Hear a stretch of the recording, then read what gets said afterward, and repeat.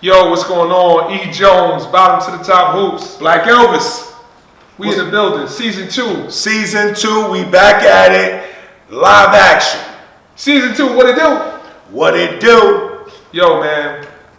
You know, we came on the heels of that great overtime show, got great feedback. You know, it's interesting because we gave a different perspective, a different view, a different outlook that people didn't know. So the feedback that I got was, hey man, I didn't realize that they were doing it like that.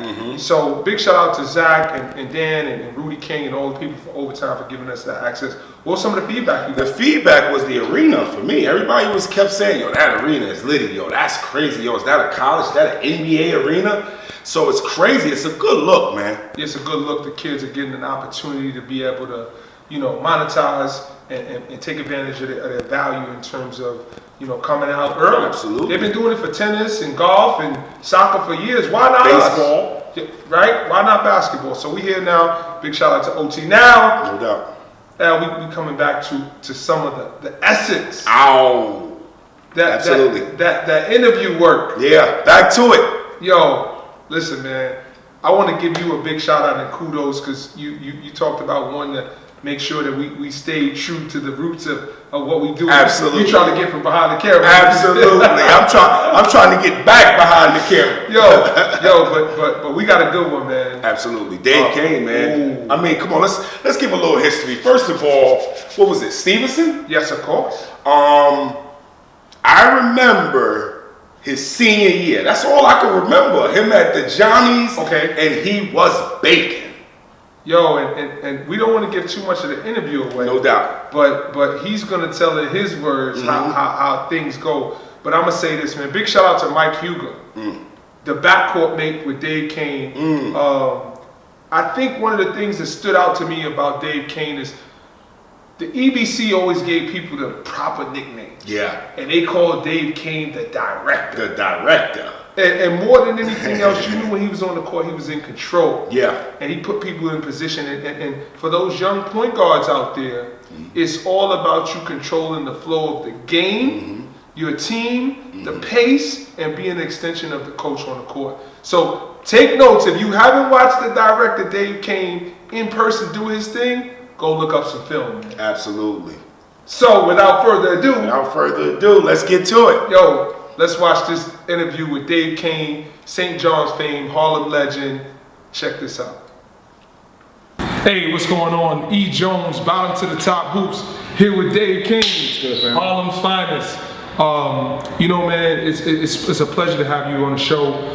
We've been on a hiatus. Yeah. Pandemic shut us down for a little bit, we've been trying to put this together for a minute. That's for sure, man. So you got a lot of nicknames.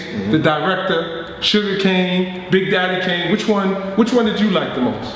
The director is my favorite. Okay. If I'm correct, you picked that one up at 55th. Yeah. So what would you say kind of best describes your game and how you got that nickname? I think just being a pure point guard, you know, making sure everything running smooth, and not 55th, but regular basketball, being an extension of the coach. So right. Once I got to the street ball and they gave me that, I'm like, wow, that's kind of like my game. Like and that was the step, right? Like when you played at 55th, you get the nickname. You like, all right, I'm official. What was your first year playing at 55th? Probably 94. What grade were you in? I didn't play 55th till I got out of St. John's. Wow. When I was in St. John's, I was pro-am every summer. Okay. So I went up there. I was on the other side of that, but we ain't gonna talk about that. I went up there on a humbug. Just some friends of mine knew. Like I played with Eminem up there. Copy. Mark and Bad from 40th Street, and it was like middle of the season actually. So by the time actually me and Red went up there together. Okay. Family ties. We gonna get into that. Yeah. So we go up there middle of the season, whatever their record is. So we ended up playing like 3 games. We couldn't lose no more games to make the playoffs. So we actually went 2-1. We lost, we didn't make the playoffs. So that was my first introduction to those 3 games before I went back up there with my block. So you know, I was excited about the 55th, but I'm gonna take it back to the beginning. Originally from Harlem. Yeah. Where in Harlem?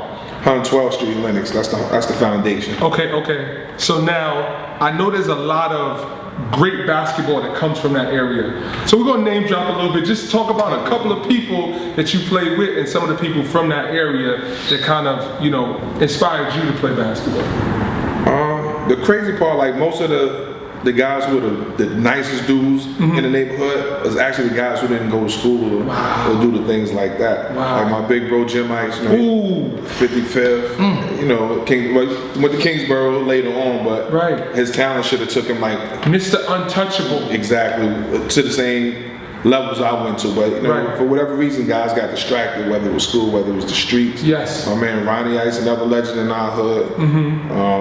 Red is actually a year behind me. He's right from the Forster Projects right there. Okay, so Red was class of 90, and you were 89? Yeah. Okay, so I know obviously Charnel's from that area. Charnel too, class of 90. My man D. Parsons is from that area. Big shout out to D. Parsons. We played in high school together my senior year. Word? Yeah, I'll save you Lutheran, That's man. family right there. Yes, sir. Yes, sir. So when did you start playing and kind of, when did you develop the love for basketball?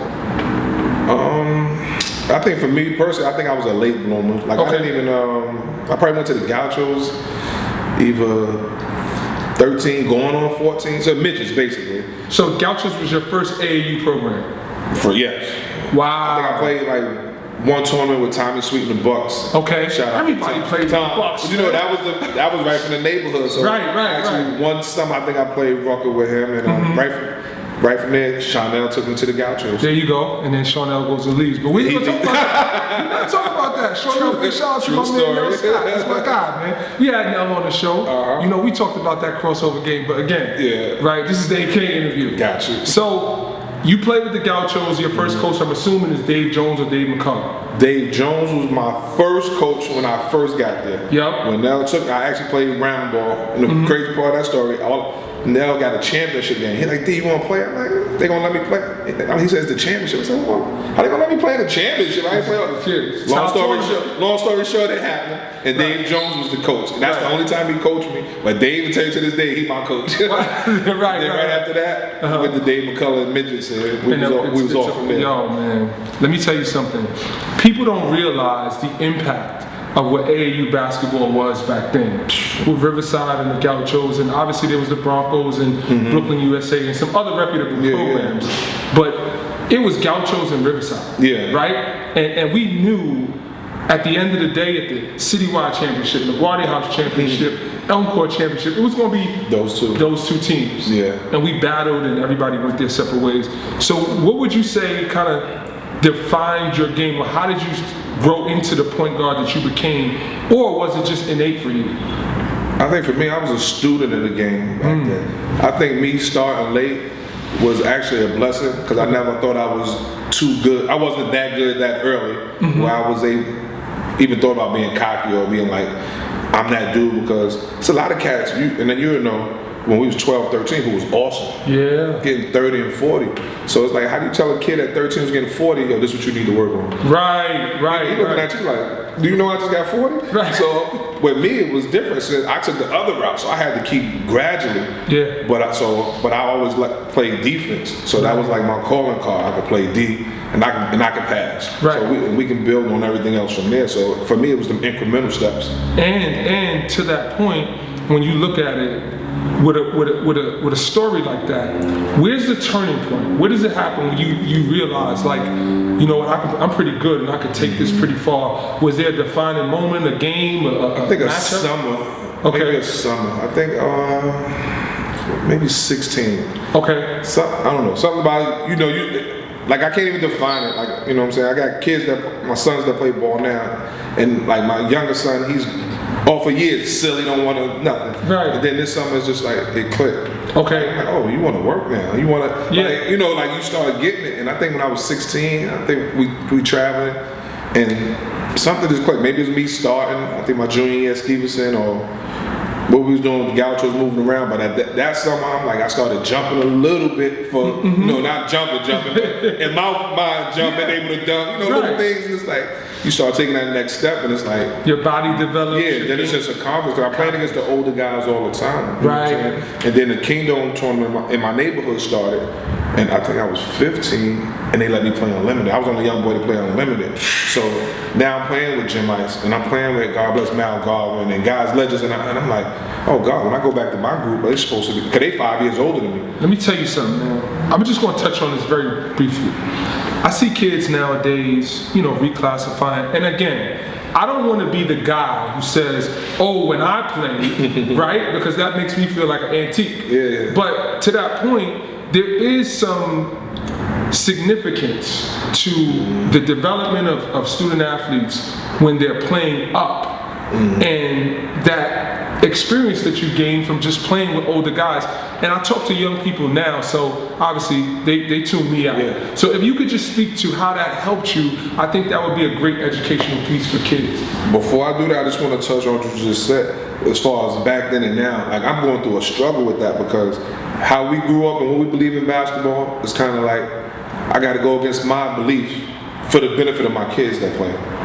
So like this is crazy to me that you like dudes like you don't got an Instagram for your kid, you don't got this. I'm like, this is the recruiting process. It now. is. And I'm just like, coaches, whatever, contacting your kids directly.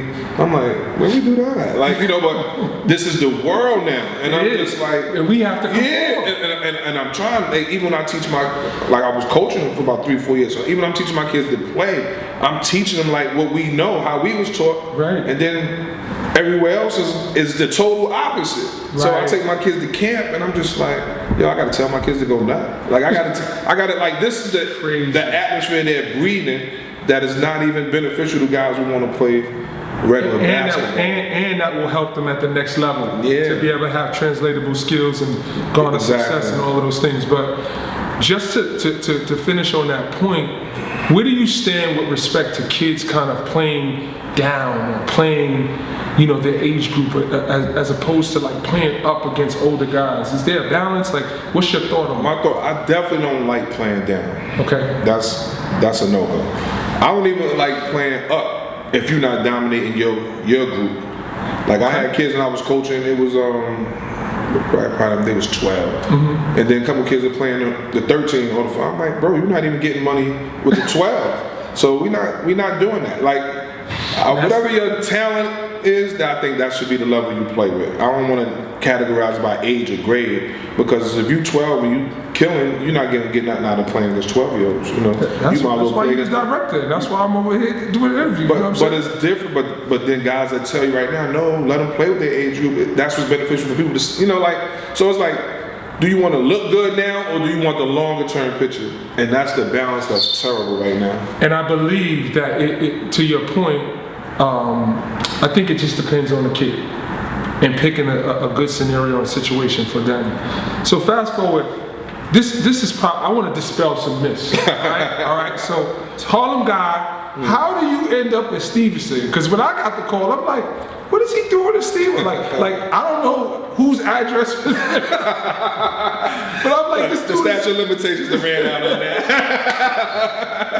You know what I mean? But I was like, man, like Stevenson just always well known for being one of the PSAL powers. Yeah. So I'm assuming, shout out to Dave McCullum. No doubt. He has something to do with that. No, Dave had everything to do with that. No doubt. And the crazy part of that story is, when I was graduating from junior high school, like ball wasn't even that serious to me at that point. To be honest, I mean I'm playing, but I'm not looking like college. I'm not looking long term, nothing like that. So I was actually going to Alfred E. Smith. Wow. Trade school. All right. That's like my family, hands on blue collars. My mom was like, yo, you're making a trade, learn, handle your business. So about 3 days before school started, I don't know why Dave ain't know before then, but at that point, he's like, yo, what's up with school? I ain't heard that. I said, I'm not going to Alfred E. Smith. And he's like, yo, that's B division. I'm like, I don't even know 8 B. This how much I'm in my lane. I'm like, B? What that mean? B division? I'm just going to who? He's like, nah, that ain't who you need to be. We ain't doing that. Yeah, he said, yo, Steve telling me about Stevenson. Would you be willing to go? It's gonna be a little commute. But I knew Bill Singleton, I knew Reg, I knew a few of the players.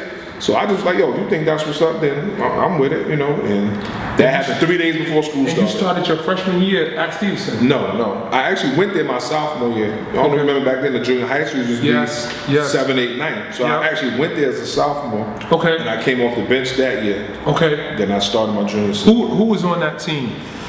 My first year? Yeah, first year. Like Billy Singleton, Reggie Galt, You know, Bill went to St. John's. People don't know Reg went to Marist. My man Skeeter, Chris Tate, and Will Lewis. That was the starting five. And Will went to Mama. That's PSAL. Me and Mike Hoover off the bench. I'm counting 5 D1s on one team. Yeah. Wow. That's PSAL back then. That's back then, but we was carrying it like a D1 program almost. Like I tell guys all the time, Mr. Coach probably the best coach I ever played for, bro. Wow. We was practicing on Saturdays and watching film in '87.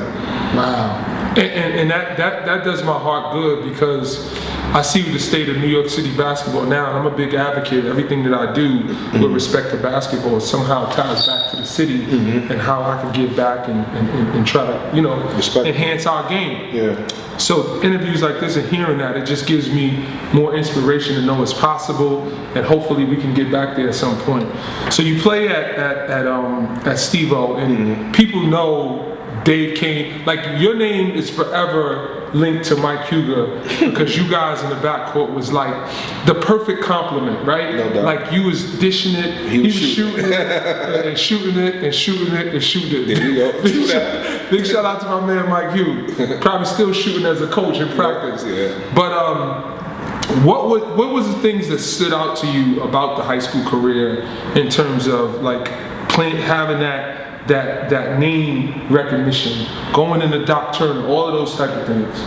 I mean, it was great. Like I said, when I went there, that wasn't even like my lane and my focus. Even with all the Gauchos experience, it still wasn't like how now you like, yo, I'm looking at ABC, I'm looking forward to this, that, and the third. For me, it was just still like, just basketball, to be honest with you. Just hooping, you know what I'm saying? Then when I got to Stevenson, got a little bit more serious, because you start seeing a couple coaches coming through. You know, the guys start getting letters. You're like, oh, like this was, it's like, like the college thing is a possibility. I'm the first one in my family to graduate college, so that wouldn't have happened without basketball. So once you start getting to that level and start getting serious, then it's like, oh, I need to really, like, this is what it's about, not just getting a pair of sneakers or being happy for all the little things, perks we might have got along the way. So. And then you go to St. John's. The hometown kid stays home.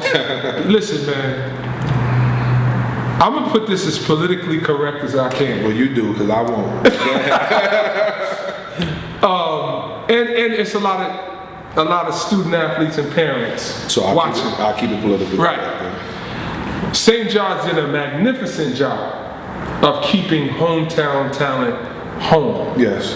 The roster was made up of all New York, basically. Yeah. So you decide to make that decision to go to St. John's, and you guys were successful, right? So if you could give me kind of a snapshot or a cliff notes of that St. John's experience from the time they recruited you till, and then I really want to take a deep dive into that senior year. Okay. Because that's what most people remember. But I know that Jason Buchanan, just touch on that. For me, my theory has always been, like you said, at that time St. John's had they pick of the litter out of New York. So to me, it always came across like when they did get something from out of New York, they treated them a little extra special. Right. Because I think they took the kid from New York for granted, because we can always get a kid from New York if we don't do right by him. Right. That's how I feel. Compared to if I get a kid from, say, Kansas, whatever, we ain't gonna get so many kids. So if we get one that don't do right by him, we ain't gonna never get another. We ain't tripping. That's how I felt. And Jason and our starting backcourt both wasn't from New York. Jason was from Syracuse, that's my guy, and Chuck Spaulding was from Denver.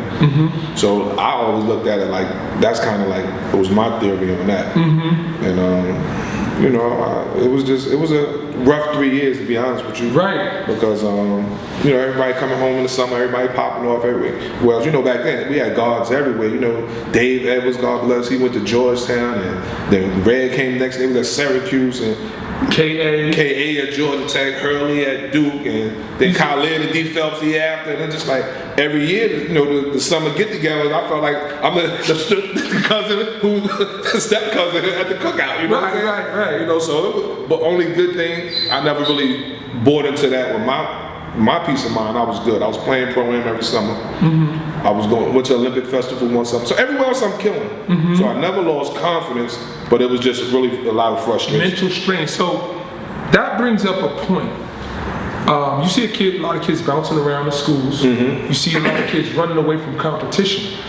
You stayed, right? And I'm pretty sure you had opportunities to leave, and you might have contemplated leaving, but for whatever reason you stayed. And the payoff was your senior year, you went crazy. And like, I'm a fan of the game before I'm a player.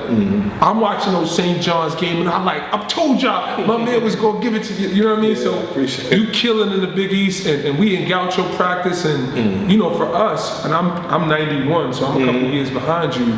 This is our inspiration. Me and Mel and T. Wrench, we all in practice like, yo, our guys killing, right? So. Tell me that feeling, what it felt like to finally have like your show, and the city was like it was all in your hands, bro. That was a great feeling, great year, vindication. Especially, I don't know if you remember, like Connor Secker retired before that year. So I really. You couldn't tell me now he didn't think that team, because God bless him, Malik and all them graduated. We lost 4 starters that year. So it wasn't nothing was expected of us. I don't know if we was picked 9th to finish in the Big East that year. I'm a student of the game. So for me, but I knew what I was going to do regardless. So that summer, we actually took a Big East trip that summer, like a Big East tour trip that summer with different players from the team. But my coach, Brian Mahoney, was the coach of the team. So I mean, he was an assistant anyway under Lou, but him being that, and we got a chance to, and I'm like, he's really gonna let me rock. Like, you know, we was out there playing overseas, and I was like, oh, this is gonna work, because it wasn't no more walk it up. It was, like, he was catering everything around my strengths. Wow. Which was, most coaches won't do that, especially a new coach. And to be honest with you, I give him the most credit for, he didn't have too much pride to say he didn't know, or Dave, I need your input or your help. Wow. So it was really a partnership. A partnership. I told him, you make the subs, I got everything else. True story. Mom, I got 1 year, nobody in this locker room messing that up. Right. And you got right to it. Right to it. And we end up with the same record we had the previous year, 19-11. Wow, man. Wow. So fast forward, man, that's a great tidbit of information about St. John's, and then from 1 year you get an opportunity to stay with the hometown team. It's a theme here, like, hold on a second, man. So the Knicks obviously bring you in. What was that pro experience like? It was a good experience. It was good and bad. Let me say that, because the good is I developed some great relationships. Obviously, you know, the basketball will take you around the country, around the world, all that type of stuff. But it's still the same politics, almost like I was able to St. John. Quick story, I know we short on time, but I go to rookie camp. So it's 25 guys. Got to be down to 12 in 2 days. You know, so guys is going. Yeah. They get it, right? Yeah. So get to the 2 days, whatever. And Van Gundy put me to the side. They say, I'm gonna be honest with you, man. We only brought you in here as a favor because you were with St. John's. Didn't know you was this good. So you can stay. I don't know how much playing time we're gonna have for you, but you can stay. They had Greg Anthony, got drafted the year before, and David Rivers used to play with Notre Dame. Notre Dame was there, and they want to take a look at him. So I'm like, here we go again. But I stayed because I ain't really had nothing else. Long story short, David Rivers ended up going back overseas, and I was able to get the minutes he would have got, which got me to invite the veterans camp. And so be it. So after that, what is your take on basketball, and what happens after that? For me personally, or with basketball right now? In terms of like, you have the Knicks experience. Okay. Did you continue to play? Did you? I didn't. Right when I left Knicks camp, I went to the CBA. Okay. And just another bad experience. You know, like they, you know, but I'm hyped now. I'm coming out of Knicks camp. I'm in Raleigh, I'm in tip-top shape. They rush me. They call me like the day, like, yo, we need you tomorrow. I'm like, oh, give me like 3 days. But I'm thinking they need me. Right. Like, you pressing me like that. So when I get out there, they don't play me the first game. I'm like, all right, made me think I don't know to play. Long story short, it just wasn't really giving me no minutes. So I was like, yo, send me home. I'd rather be home working out than people say he in the CBA not getting no run. Right. And after that, nothing solid really panned out after that. And I just kept it moving. Just like just transition to the next phase of life early, working, got my daughter. Right. And that was it. And when I got cut by Pat Riley, he didn't say I wasn't good enough. He said it was politics.